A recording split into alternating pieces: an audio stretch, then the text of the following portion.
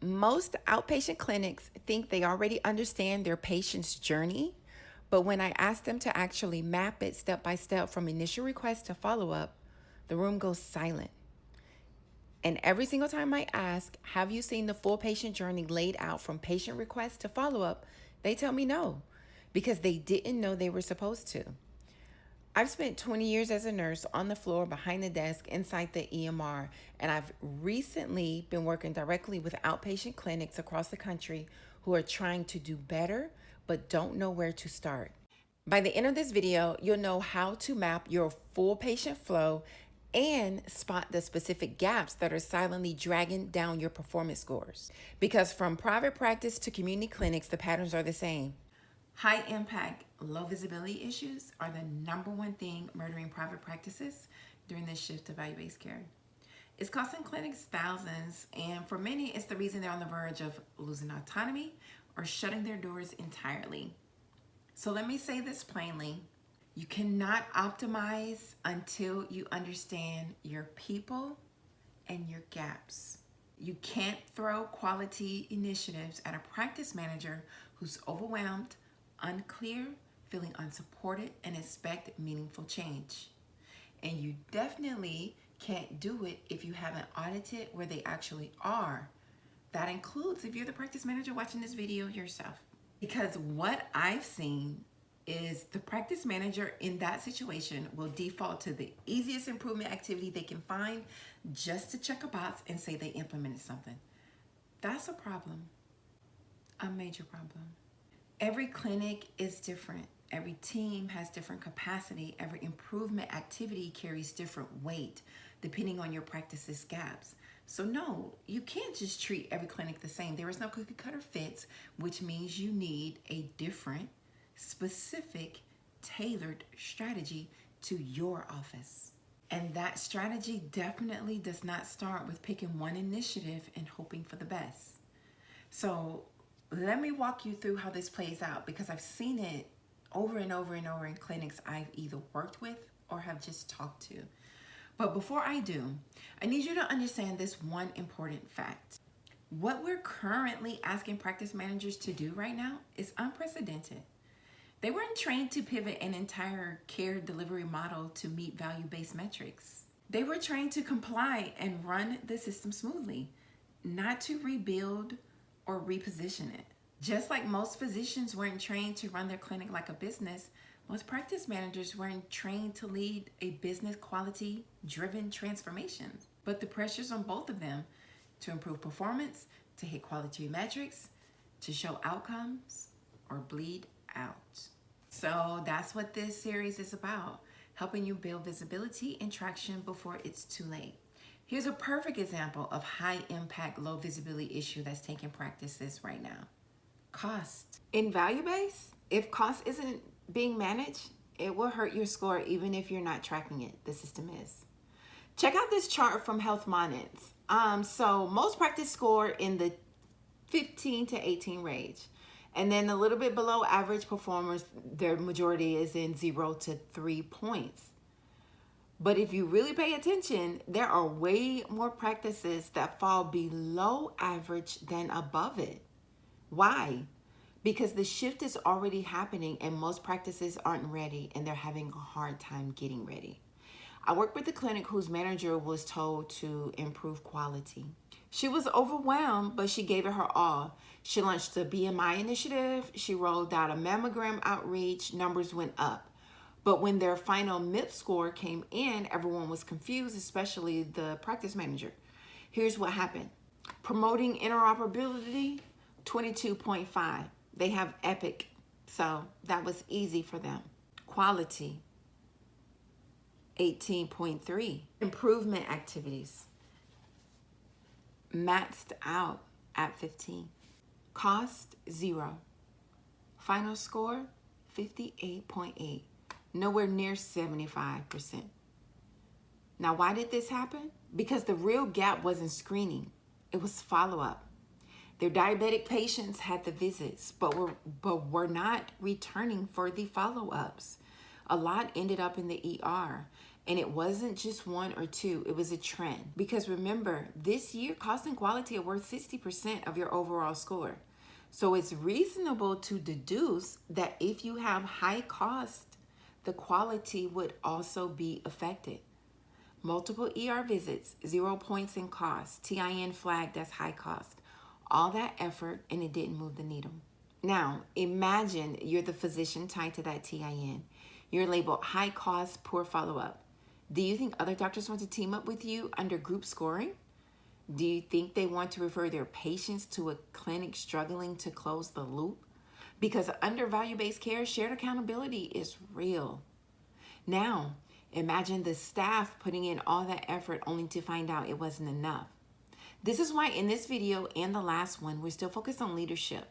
Because before you implement anything, ask yourself, do your people have the capacity to drive change? Do they understand the new vision? Do they even want to be doing this work? Because if not, you will burn through people, you will lose momentum, and nothing will change. This is what I call the people shift. It's not about assigning tasks, it's about understanding. Who's drowning in the day-to-day? Who has clarity and capacity? Who can actually carry this vision forward? The physician may have the vision, but someone has to drive the strategy of that vision. And if that person isn't trained, isn't clear, or is working off of assumptions instead of data, your improvement activities will be nothing more than guesses. And that leads to penalties, then burnout, inevitable turnover, and lost revenue. You don't have time to guess anymore. That was a luxury of fee for service, getting paid just because you did something. But now it's about when you did it, how well you did it, and how you proved that you did it well. And do the patient's results show that it was also well? That is why we're doing this now, to stop guessing, to start seeing.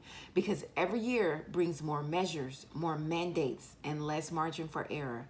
You can't improve what you don't fully understand. And that includes what your patients are actually experiencing. That means not just mapping your team's capacity, but also mapping the entire patient journey. Because 9 times out of 10, your biggest gaps are hiding there. We outline the full experience from appointment request to follow-up. And we start thinking critically, where do we think the gaps are? Where are we actually losing people? Where do we have leakage?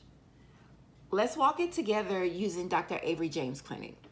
They are a primary care office. They see it all. Okay, so let's map a few steps. This is just a basic patient flow chart for any clinic where they can hopefully, build on it and start here. So when we start to look at appointment requests, patient making the appointment, can the patients call, text, or book online? If they can only call, gap. That's a gap. When they're making the appointment, after hour symptoms, if they have chest tightness, hits at 8 p.m., the office is closed. Do they have an option beside the ER? Or are you sending your patients to the ER by default because there's no other way for them to have access to their primary care? And so if not, gap. Okay, so then once we have the appointment confirmation, when they make the appointment, how do they get confirmations? How do they get reminders? Are you calling or texting? When you follow up, if they ignore it, what do we do next? Do we just mark no show? Do we mark cancel? What do we do? So then as we're sending the reminders, if it's still not confirmed, what do we do next? If they ignore all of our follow-ups, what do we do next? So then let's say in between the patient attending the appointment, the patient calls to cancel. When they're being canceled, does the staff just cancel it? Or do you have the staff check to see when the last time they got a prescription filled? Do you have the staff check to see if they was just recently discharged from a local hospital because you have Epic? Or do they just cancel it and move on? If they don't do any of those, gap opportunity. Each one of these are gap opportunities. So then you're gonna go all the way down. If the patient no shows, what do we do? Do we attempt to reschedule or do we just move on? And then let's say the patient attended the appointment, Does the doctor provide a treatment plan? Do we document that treatment plan anywhere in the system?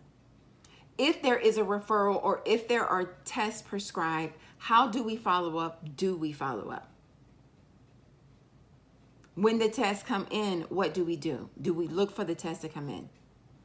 How do we determine if a follow-up appointment is needed after the follow-up? And what protocols do we have in place to make sure that no one slips through the crack? These are questions that you need to be asking. And you're going to go all the way down. And then, so if the patient needs a follow-up, we're going to book it before they leave. Do we book it before they leave the office? We want to make sure that we do that, because if not, then we have left an open gap. And therefore, if they cancel that appointment, you're not going to start back over. So before they leave, even if it's just their next annual, even if it's their next known screening, we're going to schedule something before you leave, because we need to make sure that we do not miss. We do not miss. It's a gap opportunity. And once you hit the follow-up step, you circle back to confirmation. That's why we want to make sure that we get that appointment before they leave. We don't want any leakage. We don't want anybody falling through the crack. Cracks. No, we don't want anybody falling through the crap either. That's how we think through the full journey. Not just what should happen, but what's really happening. That's where your real data lives, and that's where your real strategy begins. This is where clarity becomes action, because you don't need 50 new ideas. You need one aligned strategy built by leaders who are actually equipped to drive it, guided by data that reflects your actual gaps. Okay, so let's recap. In video 1, we did the first 3 steps. Step number 1, we audited the physicians. Do they even realize the capacity of what's happening? And if they do, where's their head at? We need to know. Then in step 2, we audited leadership. Do they have clarity, capacity, and a willingness to play the long game with you? It's most important to have somebody that is willing to be in the trenches with you. Then in step number 3, we looked at staff. Are they executing blindly, or do they understand the bigger picture? Then in this video, we continued with auditing the leadership, looking at their capacity to be able to implement improvement activities that are impactful. And then we walked the patient journey, and we flagged every single gap we could find for data validation later in the series. Because in the next video, we're not guessing where the problems are. We're actually going to gather them so that we can analyze them. I'm going to show you how to start collecting actual meaningful data that explains why your score is dropping and how to start piecing it all together. In the meantime, I want you to take 10 minutes this week and literally walk the patient path yourself. Start where they start and don't stop until you hit follow-up. And when you do it, if there's a step that makes you pause, that's the place to investigate. Not just track what's happening, but we need to eventually connect it to cost, quality, and outcomes. Because that's the only way to lead this shift with strategy, not stress. So I'll see you in the next video.